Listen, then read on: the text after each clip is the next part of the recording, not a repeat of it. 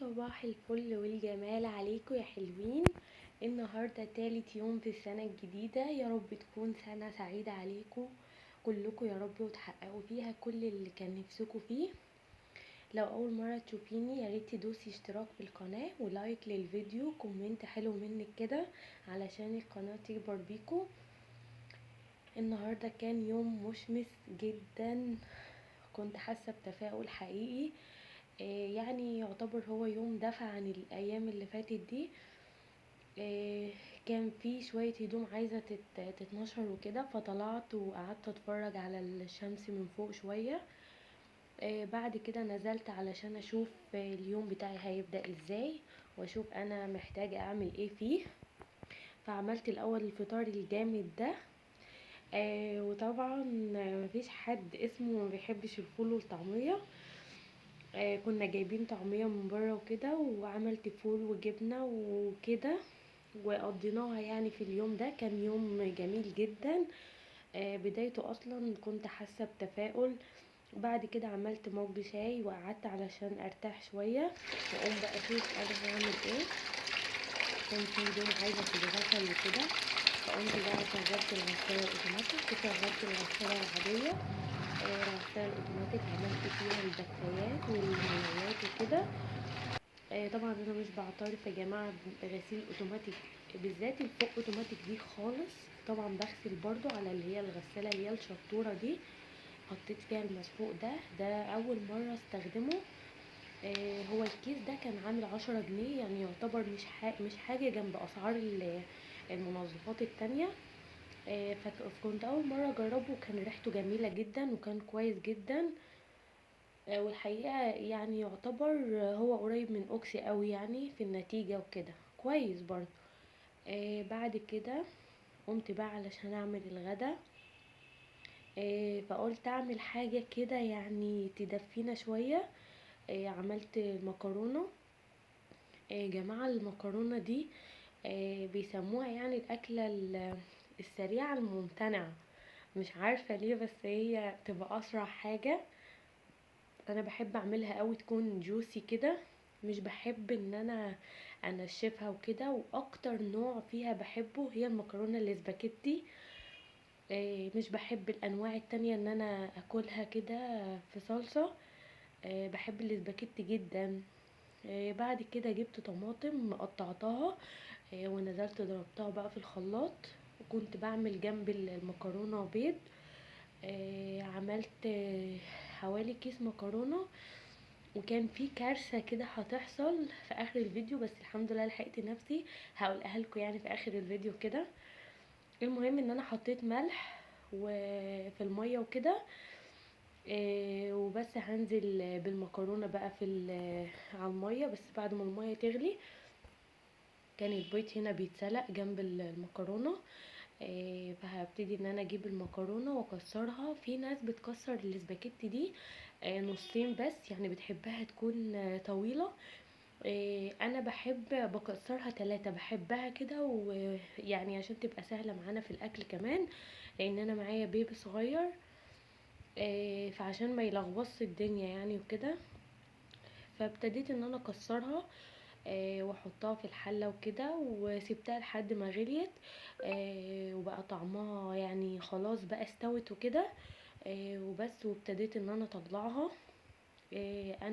انا بحبها تكون مش مستويه قوي، علشان يعني مش معجنه. اي نوع في المكرونه عموما مش بحب يكون مستوي قوي، ومش بحبه يكون يعني ناقص سوا.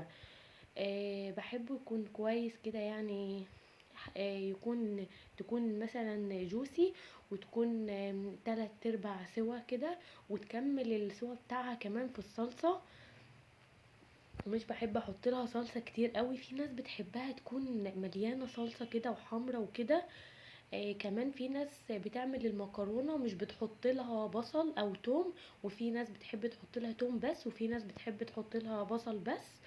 يعني بتصفر البصلة وبتنزل بالصلصة عليها. انا الصراحة جربت ال3، يعني كل مرة بعمل حاجة شكل. بحس ان البصل او التوم يدي تيست كده للمكرونة، لكن مش بحب الاتنين يتعاملوا مع بعض.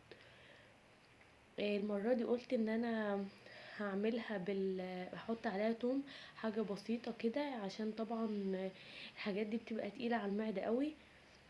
فانا بحب الاكل كده يكون خفيف، ما يكونش تقيل ويتعبنا وكده، خصوصا كمان عشان الاطفال. فياريت يا جماعه ناخد بالنا ان مثلا ما نكترش سمنه قوي في الاكل. على فكره التست بتاع الاكل بيكون مش بكتر السمنه او الزيت اللي بنحطها فيه، اللي هو بيسموه الإدام يعني. لا خالص. لو انا عملت الحاجة مظبوطة بيطلع التست بتاعها في حتة تانية خالص. بس اعمل الحاجة صح. يعني مثلا مش هعجن المكرونة، هتديني تست تاني خالص. مثلا اتك على الصلصة، اغير بكده، بغير طعم الاكل قوي. او مثلا اروح احط مرقة، او احط حاجات اللي هي بهارات تكون تقيلة. كده انا غيرت في طعم الاكل قوي. لكن كل حاجة بتمشي بالمظبوط لما بحطها باعتدال. فمش مش بالسمنة خالص، مش بكتر السمنة ومش بكتر البهارات او الشطة اللي في الاكل. بالعكس، الحاجة في اصلها بتكون كويسة جدا.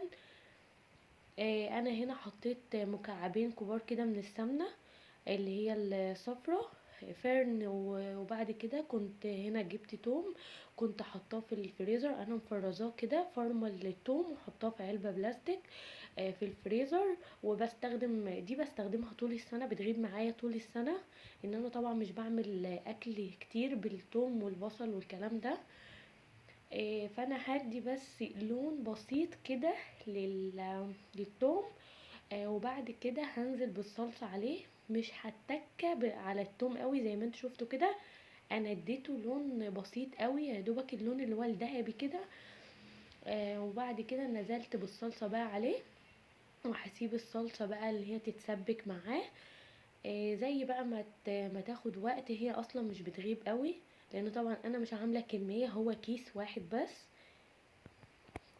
فمش محتاج مني وقت يعني. كمان كان مفيش معايا بعمل حاجة تاني غير البيض وكده مع المكرونة. كنت انا واياد بس بناكل لوحدنا، فمش بكتر طبعا في الاكل. بعمل حاجة كده اللي هي تكفينا ليوم واحد. كمان انا مش بحب ان الاكل يبات واقعد اسخن بقى فيه، لان طبعا طعم الاكل بيتغير اصلا لما بيتحط في التلاجة. او لو حتى مثلا طبق صغير كده اتبقى مش مشكلة، بس ما يتبقاش كمية كبيرة. هنا انا بعد ما حطيت الصلصة بقى وكانت اتسبكت وكده، نزلت بالمكرونة. وهنا يا جماعة كان فيه كارثة كبيرة، والاكلة اصلا كانت هتبوظ مني وهتروح في حتة تانية خالص. هنا كنت نسيت اصلا ان انا احط ملح. فانا هسيب الدنيا تبوظ، هناكل الاكله من غير ملح. مفيش اصلا اكل بيتبلع كده من غير ما يكون الملح فيه مظبوط والمقادير مظبوطه. فطبعا هتصرف، هعمل ايه بقى؟ رحت جايبه كاس وحاطه فيه شويه صلصه، وحاطه عليها معلقه ميه سخنه. وحاطه فيها شويه الملح بقى، معلقه ملح كبيره. وابتديت ان انا انزل على المكرونه كلها وقلبتها. طبعا الاهم من الاكل يا جماعه تظبيط الاكل. يعني انا الاكله هتبوظ مني، اتعلم ازاي الحقها. لان الشطاره مش في ان انا اعمل الاكل بس، الشطاره كمان في ان انا اعرف اعالج الغلط اللي انا وقعت فيه لو انا بعمل الاكل. بس كده. وهنا التست كان تحفه، كانت بجد مظبوطه وراحت في حته تانية خالص. التست الحمد لله ظبط معايا. انا دايما بعمل كده حتى لو انا ناسيه بهارات، بعمل برضو فيها نفس الموضوع. يعني مش بحط مثلا الملح على ميه كده واقوم حطها على المكرونه عشان ما تعجنش مني، لا. انا بحط صلصه، جبت صلصه من الفريزر وخففتها بحوالي معلقه ميه سخنه، ونزلت على المكرونه ظبطت الطعم جدا جدا. آم، بس كده زي ما انتوا شايفين، كانت بتطلع حرارة كده فظيعة. بجد كان طعمها جامد جدا. وكنت هنا قشرت البيض بقى وحطيت عليه ملح وحطيت مخلل وكده، كنت انا اللي عاملاه زيتون وكده.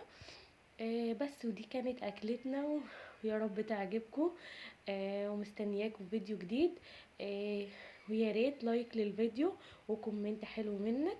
لو لسه بتشوف القناة لأول مرة، يا ريت تشترك في القناة. عشان القناة تكبر بيكم ونعمل فيديوهات اكتر. وبس كده.